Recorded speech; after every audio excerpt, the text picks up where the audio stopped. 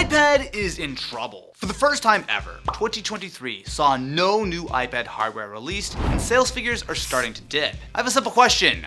What is the iPad even for anymore? Now, we do have a confirmed Apple event for new iPads on May 7th, which is great. The core issue, though, really doesn't have that much to do with the hardware itself. I'd argue even the 2018 iPad Pro is still immensely capable here 6 years later. The real question isn't about power, but about purpose. Now, I have always been drawn to the potential of the iPad, and it's come and gone in my daily workflow over the years. It's easy to forget just the hype that the iPad had in the early days. I remember standing in line outside Best Buy for launch day of the iPad 2. I was interviewing people. The excitement was just so real. I also liked the first couple generations of the iPad mini as well. I have so many great memories of playing the Telltale Walking Dead game or watching videos with just such a comfy little form factor. It felt like the future. At the time, the iPad felt like it had a real place in the market. When your iPhone was 3.5 inches, an iPad nicely bridged the gap between a phone and a full-fledged computer. And then came the first iPad Pro in 2015. There was no more, Austin wants to make his silly little iPad do more than it was designed for. Apple was pitching this as a real computer, and with impressive performance and a new keyboard folio, the potential was there. Funny how I keep saying the word potential. Now, was this perfect? Absolutely not. Tons of stuff was miles behind a MacBook of the time, as I quickly found out when I tried to daily that iPad Pro. But here it was.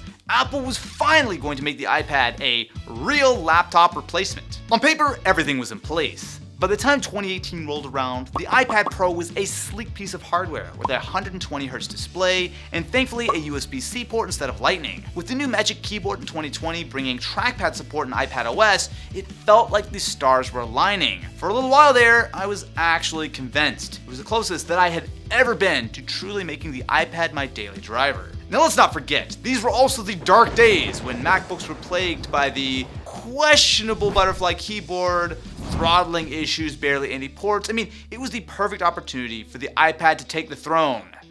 And then it slipped away. The introduction of Apple Silicon Macs totally changed the game in late 2020, kind of derailing the iPad's momentum as a laptop replacement. We now have the choice of incredibly powerful and efficient MacBook models running the Apple M1.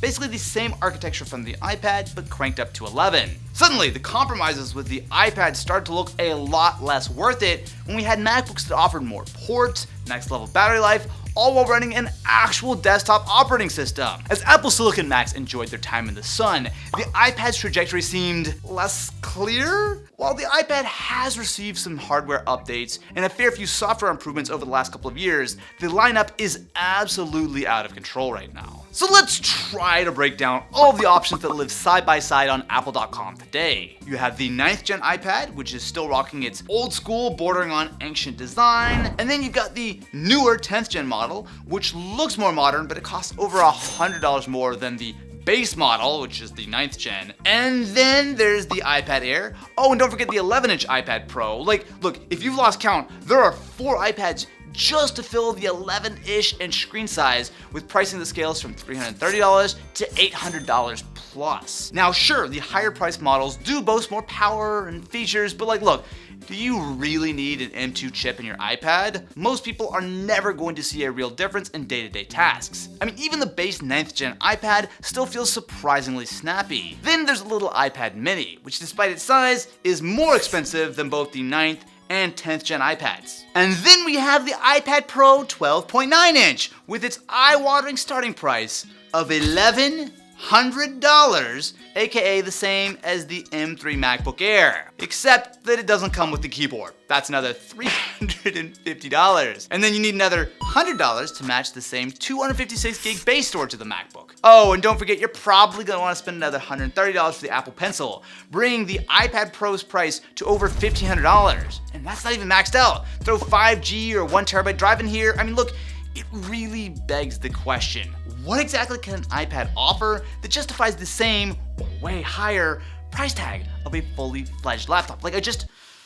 I'll be honest with you, I didn't realize until very recently that the iPad Pro had reached $1,100. I know that it was expensive, but I've not bought a large iPad Pro in years. And when I saw that on Apple.com, I'm like, What are y'all, what? I feel like everyone loves to make fun of the Mac lineup for just how expensive the upgrades are, but the iPad lineup is worse. The accessory situation only adds to the chaos. Some iPads use the sleek second generation Apple Pencil that magnetically charges on the device. Great, it's a terrific stylus that I actually do think adds a lot to the iPad experience. Then there's the clunky first generation Apple Pencil for the base iPad, which elegantly charges by hanging out the side of the lightning port. And let's not forget the 10th generation iPad's bizarre USB-C Apple Pencil, which isn't actually the second generation pencil because it doesn't work magnetically. It's a compatibility nightmare that makes choosing the right accessories for your iPad a puzzle that feels like you need a flowchart to navigate instead of, I don't know,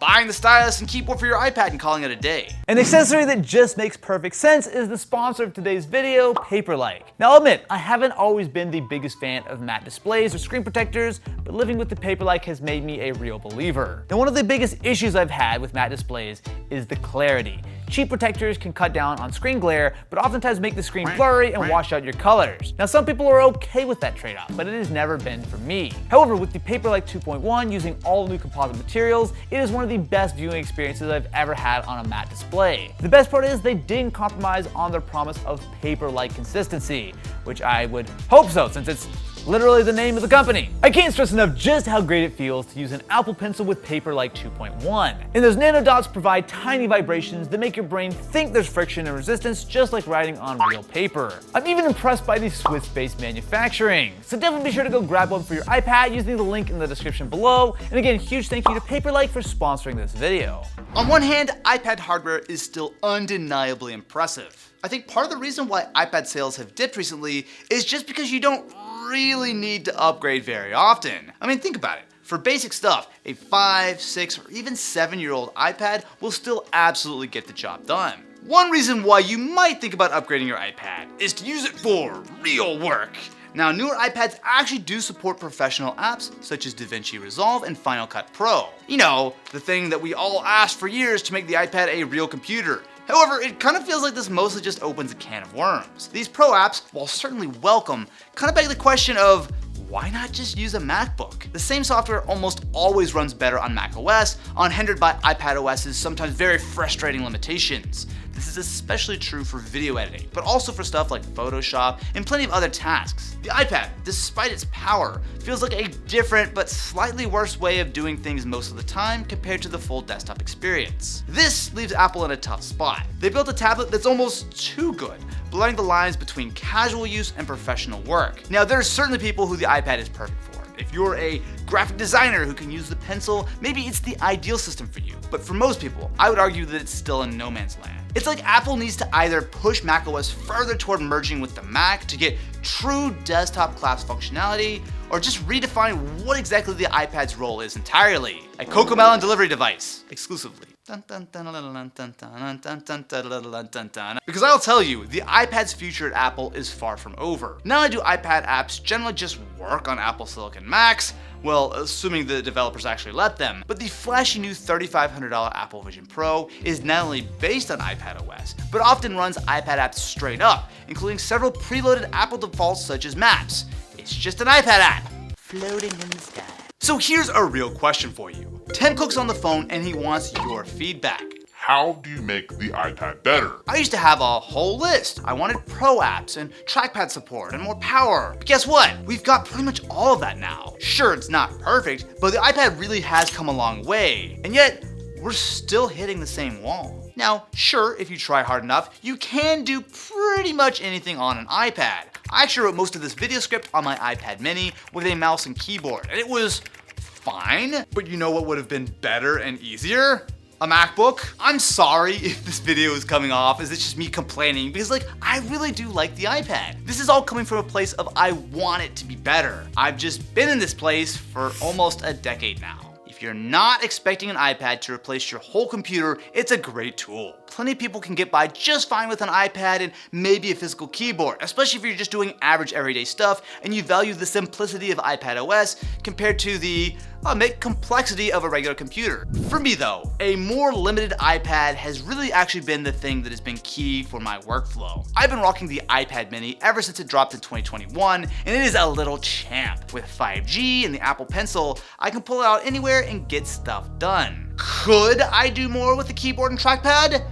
Yup. The problem for me though is that even with the best accessories, iPadOS still throws curveballs. I still run into weird old school sites that make me go back to a normal desktop sometimes. The Files app feels like it's always a wrestling match to move files from one app to another, and window management still feels like, even though there are a million options, all of them suck. The problem is that I still see glimpses of greatness that try to suck me back into the iPad world. When you use apps that are actually designed for the iPad, it really does feel like the future. But at the end of the day, the iPad feels just as stuck in no man's land as it did back in 2020, and I don't think the answer is a beautiful OLED display and an aluminum keyboard for the next generation. It's definitely more capable than your phone. But no matter how many features they cram in, it almost always just seems better to grab a MacBook if you're a power user, or just use your iPhone if you need casual stuff. And remember, MacBooks are often cheaper than the high-end iPad Pros, especially if the rumors that the next generation iPad Pro will be even more expensive. I get that the iPad hardware is terrific, but the messaging on who should buy an iPad versus a MacBook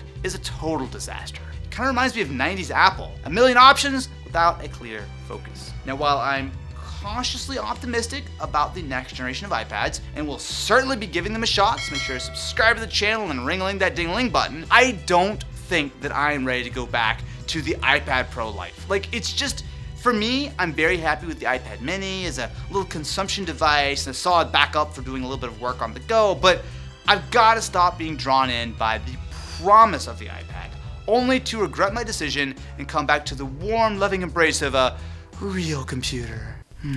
So warm, so loving, what an embrace.